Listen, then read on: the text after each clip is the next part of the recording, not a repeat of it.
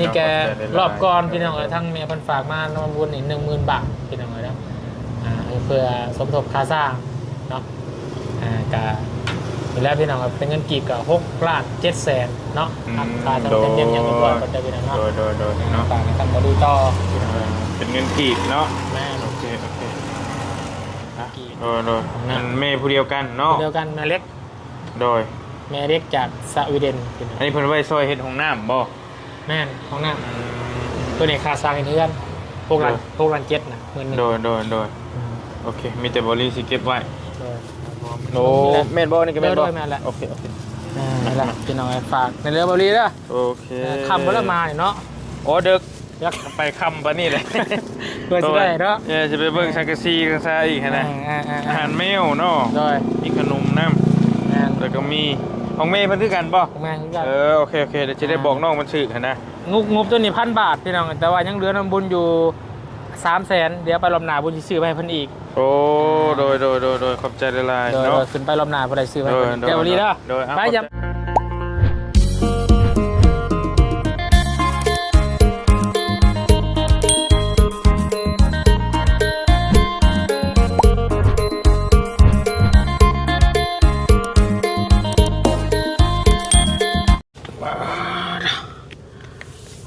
โอเคพี่น้องนะเปิดคลิปเปิดภาพออกมาอยู่ในรถในล่างพี่น้องกำลังไปแลนเวียกมาอยู่สวรรณเขตพี่น้องเลยเนาะทางบนก็ได้นัดเพิ่นแลนเอกสารเนาะเรื่องรถเรื่องล่างอะไรยังไม่แล้วทัวร์อยู่พี่น้องเลยกะ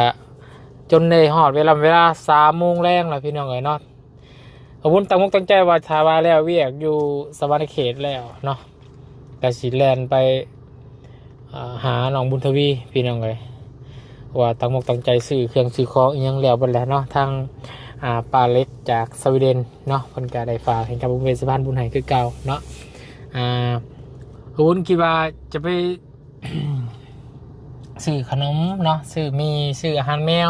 ไปให้แล้วก็ทายแมวให้ทางปลาเล็กเพราะว่าทางปลาเล็กเพิ่นนี่เลี้ยงแมวพี่น้องเป็นดูแมวเลี้ยงแมวแพงแมวพี่น้องเลยเนาะแต่วุ้นก็รู้สึกเสียใจอยู่ไปบ่ฮอดบ่ถึงพี่น้องรู้สึกว่าตัวเองนี่ขับรถแล้วมันบูบพี่น้องเนาะบูบเป็นหยังมื้อนี้วุ้นบูบจนปาใจตัวเองคือกันเวลาขับรถเดี๋ยวมันจะวูบนะพี่น้องเนาะมันก็เลยบ่พยายามแล้ววุ้นก็เลยว่า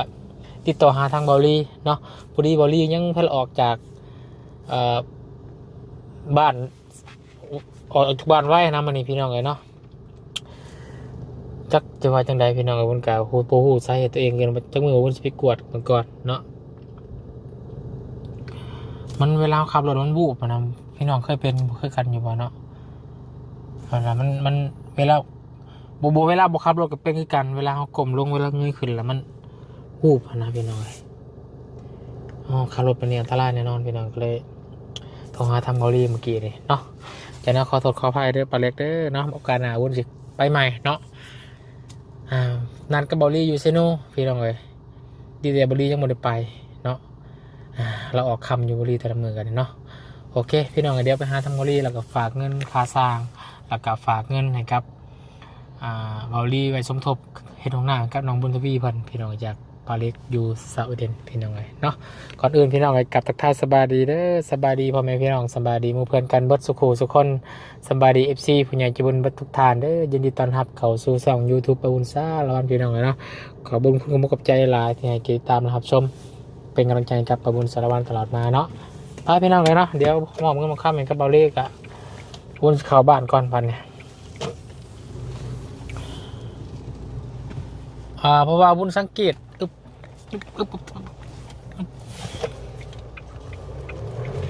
สังเกตแต่เมื่อคืนนี่พี่น้องเนาะคืนนี่แบบปวดหัวพอกินข้าวแล้วปวดหัวแล้วก็วิ่นหัวนะพี่น้องเลยเป็นอาการแต่วองเศร้าหรือว่าเป็นอย่างเพราะว่าตอนช่วงบ่ายๆมากมันเป็นแบบนี้ขับรถก็วูบนะ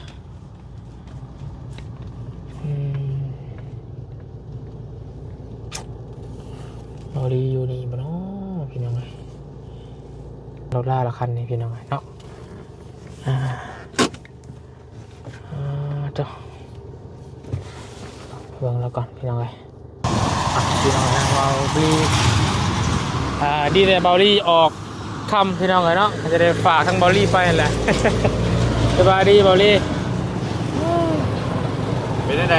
ตั้งมุกตั้งใจว่าพูดแล้วบ้านน้องบุญทวีพี่น้องเลยแต่ว่าเบิ่งทรงบุญแหละขับรถแหละสุบฮอดแล้วเป็นได้ไงมันเป็นแบบวูบนะมันวูบนะคือว่ามันมึนหัวนะเช้ามาขึ้นก็อิ่มอยู่ไปเขาห่มก่อนไปเขาห่มก่อนไปหาวันกาแฟบ่เอาไปเดี๋ยวเขากินรถก่อนนะเบิ่งเด้อไปหานั่งบอลนั่งโอร่มกันก่อนพี่น้องเลยบ่ได้เห็นกันดนเลยเนาะนั่งเบาลี่เฮาก็ได้ที่นั่งนี่ก็ได้เนาะแล้วแม่ซื้อกาแฟกินเถอะกันเอาไปซื้อกาแฟแล้วก็เลยซื้อออกก่อนคือเจ้าอันนี้มันก็เลยถ่ายก็เรียนไปเวียกอยู่สวรรค์ไปเรียนเรื่องเอกสารยังรถนี่แหละเรียบร้อยบ่ละบ่ยังเรียบร้อยอยู่เรียบร้อยแต่ตั้งซิทเอกสารขับโอเคพาสปอร์ตรถเลยเฮ็ดไว้ว่าเรียนไปแต่เช้าเพราะว่าถ้าว่าจะไปแต่เช้าย่านบ่พอบริคือนั่นเนาะเลยไปเรียนทางอยู่สวรรค์ก่อนแม่นแล้วบริมื้อนี้ถือว่าค่ำสุดแล้วมื้อนี้เพราะว่าเวถามข่าวบ่เตียงนะไปถามข่าวเพื่อนเป็นว่าเป็นอะไรคือเรื่องราวมันหมู่บ้านนี่แหละเป็นห่วงเราช่ำคอยกันโอ้ยไม่คิดเลยว่าโอ้ยไปถามข่าวเพื่อนว่าเป็นอะไรลงโตลงระโบนะหรือว่าธรรมดาอยู่ตัวหวาดเสียวนะทั้งถือผ้าทั้งนอกเลยถือผ้าเพิ่นเลยเนาะเรามานี่เป็นบ่เราเฮ็ดชวนให้รู้ว่าถือผ้าถือเนาะบาดนี่ช่วงถ่ายคลิปก่อนน้องก็ขึ้นบาดนี่โอ้แม่นแหละเพราะว่าหลายคนก็เป็นห่วงบ่เตียงไปแบบบ่เตียงเขาโตเป้าหั่นน่ะบัดนี้นะก็แม่นอยู่ว่าเขาโตบ่ใหญ่ก็โตน้อยก็แต่ว่ามันมีอาวุธเนาะก็เลยว่าจักแนวใดอยู่เป็นห่วงไว้เป็นห่วงพี่น้องพอสมมุติว่าถ้าเราได้ลงไม้ลงมือกับผู้เป็นน้องชายหั่นทางบ่อไซเห็นบ่อไล่ก็ต้องเล่นมาต้องมาซ้ำกันอีกก็เลยว่าโอ้ภูมิใจแต่มันยังมีบ่อจิตอยู่ที่ว่าแต่มีมือกล้องก็มันก็มีบ่อจิตกับน้องเมฆก็อยู่กับใครอยู่เดี๋ยวเห็นคิดว่าเห็นแต่บ่อเตียงอยู่ญาติอันตรายอยู่แต่เป็นยังไงบัดนี้ทางบ่อเตียงมันยังไงก็ยังขายน้องเต้บัดนี้นะเพราะว่าใบชื่อขายใบตะดินนี่อยู่แล้วน้องเต้ใบเบิดเลยเลยเห็นยังบ่ได้บัดนี้แต่สิคันมาอันนั้นแหละสิให้น้องเตมาแหละสิถามกันว่าสิขอสิทธิ์เพื่อนกับที่ดินนี่ให้เป็นของน้องตุ๊กได้บ่หั่นน่ะต้องให้น้องเตมาเซ็นยินยอมให้แต่ว่าตอนนี้สิทธิ์แล้วน่ะมันเป็นกรรมสิทธิ์ของน้องเตอยู่เด้ที่ดินที่ยังต่างๆนั้นเป็นชื่อแล้วบ้านนี้เจ้าของหัดประยุแม่นชื่อแล้วกับผู้เป็นผัวกับเท่าไรหั่นแหละต้องให้เท่าไรมาเซ็นกำลังแต่มาเซ็นให้ยินยอมมาให้เป็นของผู้นี้นะในบ้านเพื่อนตัดสินให้นางตุ๊กนั่นอยู่ให้อยู่เพื่อนหลังนั่นนะให้นางตุ๊กอยู่ตามว่าแต่ชวนไอ้พวกชุ่มเอ็นผู้ชายเนี่ยไปอยู่ทั้งบ้านอื่นก่อนเนาะแม่ทางเท่าไรเนี่ยเห็นมาคือว่ามาให้อยู่บ้านพ่อก่อนนี่แหละคือวันนั้นแหละเพราะว่าน้องตุ๊กนี่เราบอกกล่าวว่ายังเป็นไพ่เด้เป็นไพ่พันยูผู้เดียวบาทนี่มันหลายคนก็เป็นห่วงแล้วโย่มาสิบอกยังลายบ่ได้แม่ล่อลายบ่ได้มาอยู่น้ำเพิ่นบ่แวดล้อมมันมีแต่ญาติพี่น้องเพิ่นเบิดเลยหั่นน่ะก็เห็นใจอยู่เรื่องราวลึกซึ้งมันก็บ่ต่างจากเจ้ากับข่อยหรอกข่อยก็บ่ได้ค่อยฮู้ปานใดนะบ่ได้ค่อยไปข่อยก็ฮู้ขึ้นแล้วมันเห็นก็สิฮู้นี่ทั้งเบาเหยาวส่งคลิปลงกลุ่มพอเรื่องยังประชาชนเขาไปเบิ่งซ้ำโอ้เห็นแล้วก็เสียใจละเสียใจกับเรื่องที่มันเกิดขึ้นแบบรุนแรงแบบว่ารุนแรงเกินไปนะออกโตแห้งโคตรเนาะแม่ออกโตแห้งเกิน15เศร้า15จะให้ว่าแต่ว่าจากับพ่อนะว่าแต่ว่าน่ะก็เจ็บแล้วนะมีลงมือเฮาอีกนะเดี๋ยวนี้น่ะนะมันแบบว่าคันว่าคนโบอันนั้นในขอยันเรียบร้อยแล้วคือแอดวานนี่นะ เอาพี่น้องกันเนาะกับเรื่องของน้องแต่แล้วก็จึกจำเหมือนกันอีกส่วนหนึ่งเนาะ โดย ส่วนเรื่องของน้องบุญทวีได้บาดทางบรีเนาะทั้งสร้างคนในห้องขั้นตอนได้แล้วเขาก็มาว่านกับก้อนกับบริแวณเบิ้งชับ ว่าจะไปสร้างสังกะสีให้ได้นี่ข่อยก็แต่จักสิทันหรือบ่เราจะไปสร้างสังกะสีให้เพิ่น คือว่า น้องบุญทวี คือว่ามุ่งสร้างซีอะไรเรียบร้อยเนาะ แม่นโครงห้างมันนั่นก็น่าสิแล้วบ่ได้ตีมื้อนี้แกเราใส่แล้วก็ยายข้าวยายยังไม่มีแต่ไปมุงสังกะสีได้ก็เรียบร้อยแล้วบัดนี้แล้วก็สิเฮ็ดห้องน้ำให้เราต่อแผนนะเฮ็ดห้องน้ำแล้วก็สิมาไล่เบิ่งเงินบ่ถ้ามันเหลือแล้วก็สิก่อชุดข้างล่างกันให้แล้ว กำลังเงินมันพอว่ะแต่วันน่ะตอนนี้ก็คอยไล่เบางเงินนี่ก็คือสิได้แต่หลังคากับห้องน้ำอะไรห้องน้ำเห็นห้องน้ำนั้นถ้ายังบ่ได้ก็สิก่อให้น้องมันช่องห้องนะก็เอาแต่ห้องนะพอได้นอนก่อนนะถ้าใจคอยก็เบิ่งเงินเบิ่งทองก่อนนั่นแหละเบิ่งตัวจริงก่อนว่ามันสิได้ซำใดมันก็กระบะเพิ่นนั่นแหละนอนอยู่ตุกน้อยนี่ก็ได้แต่หึงได้ นั่นแหละพี่น้องเนาะแต่พอดีแล้วมันมีวุ่นกับมีทั้งปลาเล็กเนาะมันอยู่ทางประเทศสวีเดนเนาะเป็นการให้วุ่นนี่แหละพี่น้องเลยว่าจะไปถ่ายคลิปให้ทั้งปราบมันเบิ่งอยู่พี่น้องเลยเนาะแต่ว่าบ่สามารถไปได้มันขอโทษเพราะว่าปราบในไลน์ปล่อยมือหน้าเนาะมือหน้าวุ่นสิขึ้นไปอีกอยู่พี่น้องเลยเป็นอยากเห็นแมวเนาะ โอ้ แมวพี่ก็น้องก็เลี้ยงนั่นแหละ คนหักแมว หมู่บ้านคนนี้แต่แมวหมดเลยมาเลี้ยงแมวเล่นคอยซื้ออาหารแมวเราก็ซื้อขนมเราก็ซื้อมีก็ให้ทั้งน้องๆเพิ่นแน่พี่น้องเลยเนาะแล้วเพิ่นก็ฝากขึ้นมาสมทบเฮ็ดโรงน้ำอีก 3,000 บาท โอ้ เฮ็ดสมทบโรงน้ำ 3,000 บาท ถูกเด้อเนาะ ก็เลยบุญกับสิฝากทั้งมอลลี่แล้วพี่น้องเป็นสะพานบุญต่อเนาะ โดย ขอให้ดีก็สิประจำอยู่หันเลยหั่นนะ แม่เพราะว่ามันพอดีค่าข้อหั่นน่ะปรากฏว่าสิไปอยากไปทั้งเหนืออยู่ข่อยก็แต่ว่ามันผัดกระเทินหั่นน่ะจังว่าไปแป๊บๆแล้วสิได้ลงมาซื้อสังกะสีนั่นนี่ก็เลยว่าอยู่เบิ่งน้ำน้องเพิ่นซะให้มันแล้วมันทั่วแล้วจังว่ากันหั่นน่ะพอดีกระเทินกับช่วงหนึงน่ะกับแม่และแม่บ่สบายก็ประชบบ่อเตียงลงใต้ข่อยก็เลยอยู่แถวบ้านนี่ซะวนเวียนอยู่แถวนี้พอได้มีหยังก็สิได้มาเบิ่งมันทันน่ะนะ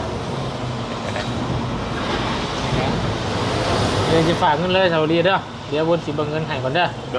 ย โอเคพี่น้องเลยเนาะจะได้ฝากเนาะในนามสะพานบุญต่อให้กับบอลลี่เป็นสะพานบุญต่ออีกให้กับทางป้าเล็กเนาะแล้วก็แฟนเพิ่นเป็นฝรั่งเนาะฝรั่งเพิ่นเบิ้งคลิปบอลลี่เนี่ยเบิ้งทุกคลิป คลิปสายบุญที่ว่าไปถ่ายทาง ใจละลายเนาะ น้องบุญทวีนี่พี่น้องเนาะแต่ว่าเพิ่นเบิ่งแต่ภาพเนาะแต่ว่าเห็นแมวนี่แฮงยิ้มแฮงคักเพิ่นเป็นคนหักแมวพี่น้องเนาะแต่ก็ติดตามคลิปบาลี่เนี่ยตลอดพี่น้องเนาะทุกคลิปเลย โดย คลิปเพิ่นเบิ่งเพิ่นฟังบ่เพิ่นฟังบ่ออกแต่ว่าเบิ่งภาพเอาเนาะ โอ้ย นี่แกรอบก่อนพี่น้องทั้งแม่เพิ่นฝากมาน้ำบุญอีก 10,000 บาทพี่น้องเนาะเพื่อสมทบค่าสร้างเนาะก็แล้วพี่น้องเป็นเงินกีบกับ6,700,000เนาะค่าจำเป็นเยี่ยมอย่างกันด้วยก็ได้พี่น้องเนาะ โดยเนาะ ฝากในการบริต่อ เป็นเงินกีบเนาะ แม่ โอเคมีแต่บอลลี่กับซิเก็บไว้ซอยน้องเพิ่นแหละว่ามันได้ใดต่อค่ะนี่ก็คือบอลลี่ว่าแหละในใจกับคันมันแล้วหลังคาแล้วก็เฮ็ดห้องน้ำแล้วก็แม่นอยากก่อให้น้องเพิ่นนะสิมาไล่บางเงินถ้ามันบ่ได้ก็ก่อ2ห้องเอาคือบอลลี่ว่าแหละก่อเอาแต่ห้องน่ะแล้วก็เทพื้นให้พอได้ให้อยู่ก่อนหั่นนะจังว่ากันเบิ่งงบตัวจริงก่อน เบิ่งจริงๆเอานะว้าวก่อนบ่ได้พี่น้องเลยเนาะ แม่ขบุญกันและมาเบิ่งทางด้านครัวแน่พี่น้องซอยเก็บเก่าเก็บน้ำอยู่เพื่อน ยังหลายบ่ ยังทั้งหน้าลุงจันทร์บ้านนี่เกี่ยวร้ายบัดบ่กล้าพี่น้องเลยนะฝน เนาะช่วงนี้ก็ได้ เกี่ยวของเช้านี่ฝนทำไม่แหละ โดย สิพากันเก็บเกี่ยวมาก่อนทั้งชัวเรือทั้งด้านครัวอะไรก็สิขึ้นไปเทโปนพี่น้องเป็นดำเนินการทั้งเรื่องของหัวนั่นก็ได้เนาะ เดี๋ยวไปอยู่ค่อยกันบ่ได้ไปแต่หึงแหละเพิ่นก็ได้ ตอนนี้ก็ยังลุงเฮิมบ่ไล่บ่อยู่ตอนนี้เนาะตัวลงมาก็ยังบ่ฮู้เนาะติดตามมาอยู่เจ้านำเจ้าในยังเพิ่นนั่นแหละพี่น้องเนาะแล้วก็ตอนนี้แล้วก็แม่เพิ่นป้าเพิ่นก็สมทบมาอีก2 ล้านเนาะหรือว่าเป็นเงิน 3,000 บาท ห้องน้ำตัวนี้ได้ โดยโอ้โดยมันแม่ผู้เดียวกันเนาะ เดียวกันแม่เล็ก โดย แม่เล็กจากสวีเดน อันนี้เพิ่นไว้ซอยเฮ็ดห้องน้ำบ่ แม่นห้องน้ำตัวนี้ค่าสร้างเพื่อนพวกรันเจ็ดนะเหมือน โดยโอเคมีแต่บริสิเก็บไว้พอมื้อนี้สิไปสั่งสังกะสีให้เพิ่นไปแหละการบ่ครับบ่เห็นจังจักบ่ เว้นครับใจเมื่อยจะไปสั่งสังกะสีให้เพิ่นนั่นแหละแล้วก็เบิ่นมาฮื้อก็คิดว่าน่าสิแล้วแหละมุงแล้วก็แล้วแล้วก็มาลุยห้องน้ำต่อแล้วก็คือว่าจบนะแล้วก็จังต่อได้อื่นไปคือใจบอลี่หั่นถามมันบ่ได้อีหลีหั่นนะถ้าว่างบมันพอมีเนี่ยอยากก่อให้น้องเพิ่นก่อซื่อๆน่ะก่อแล้วก็กั้นห้องแล้วก็เทพื้นแค่นั้นแหละใช้วงกบบานประตูบ่โบกบ่หยังนะพอได้ให้เพิ่นนอนลองลงมาถ่ายบ่ได้อีหลีนี่คือสิก่อแต่ห้องซื่อๆน่ะกั้นเป็น2ห้องนึงน่ะสิเอาเข่าไว้ให้น้องเพิ่นเพราะว่าสิปั้นเข่าอ่ะแล้วก็ห้องนึงให้น้องๆเพิ่นนอนหั่นน่ะยังถามมันบ่ได้อีหลีก็จังเบิ่งตัวจริงก็มันมีหลังคาหลังอย่างแล้วก็ใครในยุคแม่เขาได้ระวังลบคนยังเนาะโดยก็อีกแน่พี่น้องก็เบิ่งก็ลองเบิ่งเงินงบตัวจริงอีกเนาะโดยตามงบมันแล้วเนาะแม่นแล้วก็สิหาพ่อแล้วหั่นแหละพ่อยาวแล้วหั่นแหละเพราะว่าเราก็เว้ากันง่ายอยู่เราลดคุมราคาแล้วก็ต่างซอยต่างอันนี้กันนะแล้วก็เว้ากันสบายๆบ่ได้เอาเพลงเอาหยังดอกของน้ำเราก็เอาแค่2 ล้านนึงได้ของน้ำก็ได้เรียกว่า2 ล้านนึง2 ล้านนึงได้ของน้ำเนาะจากญี่ปุ่น4 ล้าน5 ล้าน4 ล้าน5แล้วคนจังว่านั่นก็ถ้ามันพอนั่นก็สิตื้มให้เราอยู่กับบาทเรานะแต่ว่าบัดนี้เลยฮะสิเฮ็ดเป็น2 ห้องมีเมย์อีกคันนึงเพิ่นจังไงเฮ็ดเป็น2 ห้องสิเพิ่มให้เราอีกสักเล็กสักน้อยนะสิตื้มให้จาก2 ล้านก็สิเพิ่มมาอีกอยู่กับบาทแล้วนะมีแต่ทางบริก็เนาะผมก็ขอบใจหลายๆเด้อมาทางเมเล็กเนาะกับโปเพิ่นได้หลายที่อุปถัมภ์ที่ซอยสู้ทางน้องบุญทวีกับน้องสายฟ้าเนาะผมก็ขอบใจแม่หลายๆให้แม่อยู่ดีมีเฮงให้โชคให้มานให้ร่ำให้รวยเด้อเนาะพ่อกับแม่ให้เจ้าปรารถนาสิ่งใดก็ให้ได้สิ่งนั้นสมความมุ่งมั่นปรารถนาร่ำรวยอยู่ดีมีเฮงเด้อเนาะสาธุไปเป็นแต่วุ้นมีเครื่องอยู่นี่แล้วก็บาร์รถอยู่บรินอนได้สิฝากไว้ทางบริมีอีกบ่แม่เป็นพวกขนมเนาะกับอาหารแมวแหละ